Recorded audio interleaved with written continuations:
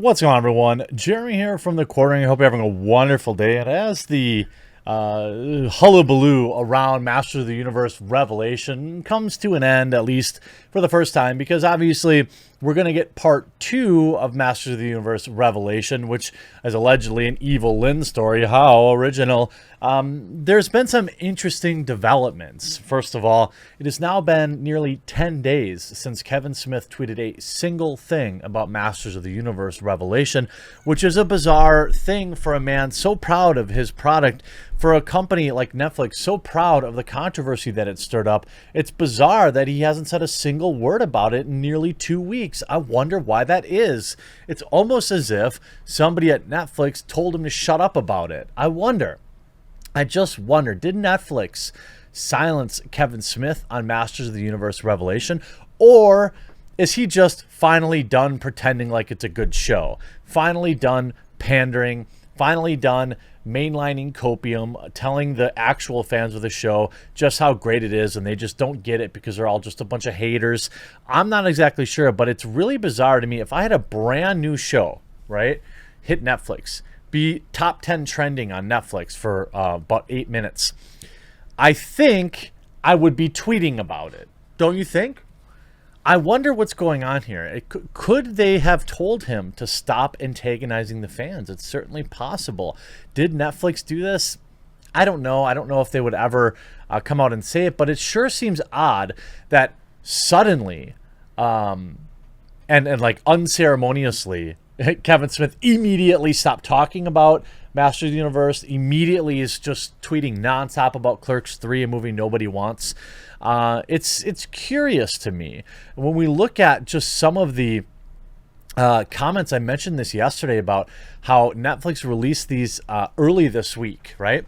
So Netflix releases these featurettes, maybe you would call them, about Masters of the Universe, and Kevin Smith doesn't tweet them out. Kevin Smith doesn't say a thing about them. That seems odd to me.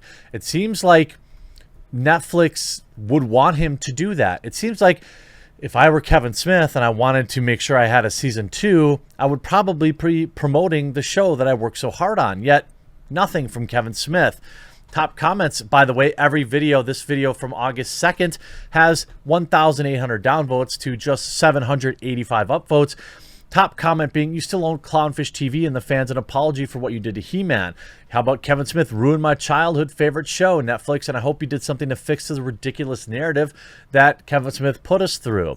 If Kevin Smith made Rocky, Rocky would have died in the first act, sacrificing himself, getting run over by the Zamboni driver, and Adrian would have fought Creed and beat him in the first round. That's actually not that far from what I would expect. I didn't grow up with He-Man, but what I find kind of funny is Kevin told people to grow up, but then just look at the room behind him. He dressed the way he dresses for a man in his 50s, and he had a hissy fit about George Lucas' Star Wars prequel to the point where he made an episode where Kevin took Lucas to court for the prequel movies. Tila is a great example for the kids to yell at their parents who just lost their child. Great writing, Kevin. Masterpiece. I mean, there isn't a single positive comment in here. How about we look at Masters of the Universe Revelation in 60 seconds? This guy doesn't even feature Kevin Smith. This video, by the way. 968 upvotes, 1.6 thousand downvotes. Top comments. Make your own franchises to ruin. Leave our childhoods alone. Master of the Universe Revelation, summarized even shorter. It's the Tila Show. I'm no fan of He-Man either, Kevin Smith. Wow, now I'm really hyped to watch the original 80s He-Man. This trash can just burn. I was expecting He-Man. What I got was She-Man. When are you people going to create your own heroes? I mean, I understand that YouTube trends a little more male, and it's probably getting a little older these days as Zoomers use things like TikTok. But it's really bizarre to me. I mean, the reviews are out. Bait and switch is real. Adam will not end up with Tila because they've already made a hero, an ancestor, and now the son of the He-Man show in Tila. He-Man is literally only in the first of 5 episodes. It should be titled Tila and Her Diverse Female Friends. What a disgrace this show is. Kevin Smith shouldn't be allowed anywhere near anything film related. No, he created Clerks. He should absolutely continue making Clerks. I mean, Look at what the production was like on Cop Out, too, if you want to look into other stuff. To Kevin Smith, we won't listen to your excuses. We're going to blame you because you are not you are an accessory, and we will not accept your show as canon. We did not come to give you absolution. There's no way to be redeemed. I mean, just absolutely savaged. The Twitter account. You know, if you look at the Twitter account, just, I mean, 500 likes, 98 comments. I guess that's not the biggest thing. I mean, it's getting a little old. Hate to say it, but it's a horrible show. Saw the potential, but it never came to fruition. I mean, nobody. Where are all these? And now, in part 2, it's an Evil-Lyn story instead of He-Man. So Kevin Smith does a little damage control for part 2 of his Netflix He-Man series, Master of the Universe Revelation, as instead of spinning complete BS, he comes out and offers part 2 will be an Evil-Lyn story, which follows part 1 being all about Teela, and teases the sequel, including that He-Man is alive. Netflix posted a video to its social media and YouTube accounts with Master of the Universe Revelation ending explained with Kevin Smith, where he teased what's to come in part 2.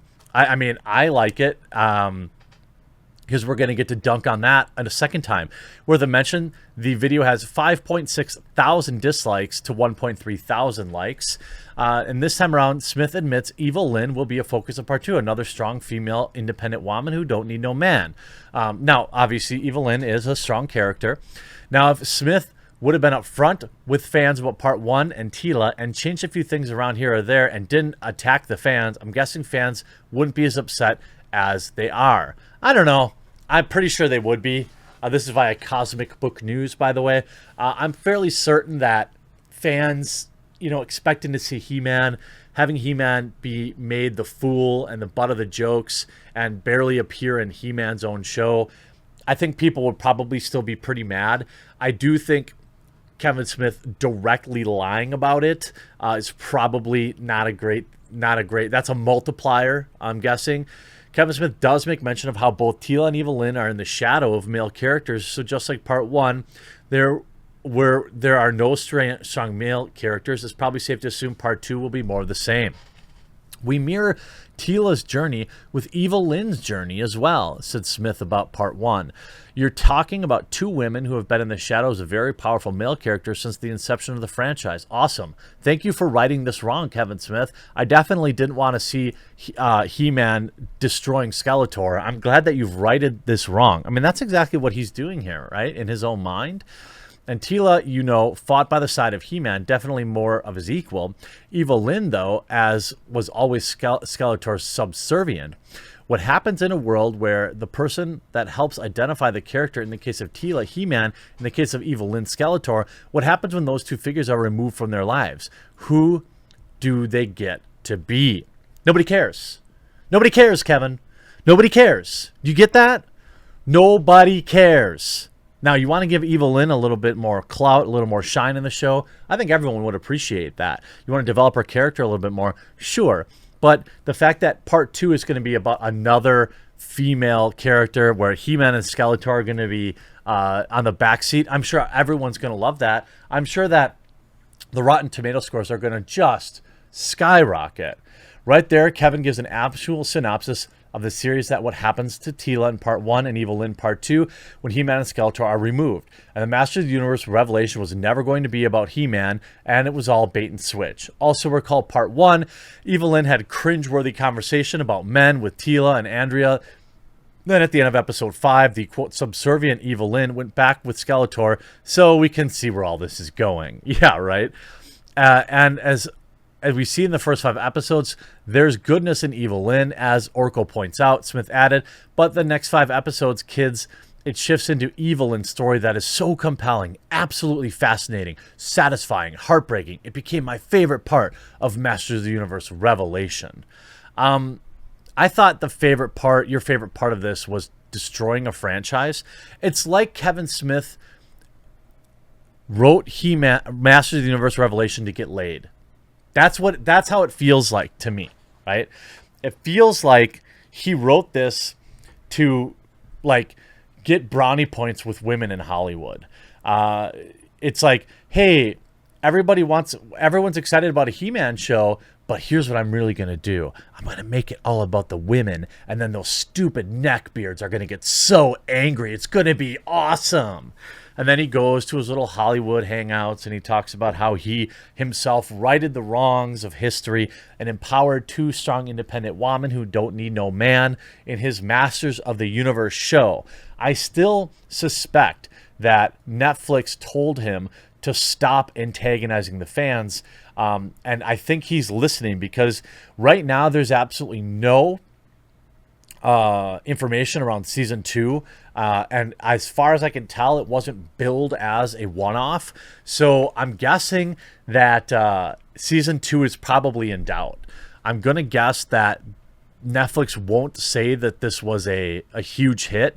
And I'm guessing that the numbers aren't as good as Kevin Smith said. Now, obviously, I could be absolutely wrong. I have underestimated people's willingness to watch trash on Netflix significantly in the past. Some of the shows I see on trending, which I'm sure are hand-curated, are beyond terrible, but yet they're there anyway. So, never underestimate people putting stuff on in the background, and that's a possibility. But right now, there's absolutely no information about season 2. I'm not sure that it'll ever happen, and I couldn't be happier if that were the case. I hope you enjoyed this video. We'll talk to you again real soon.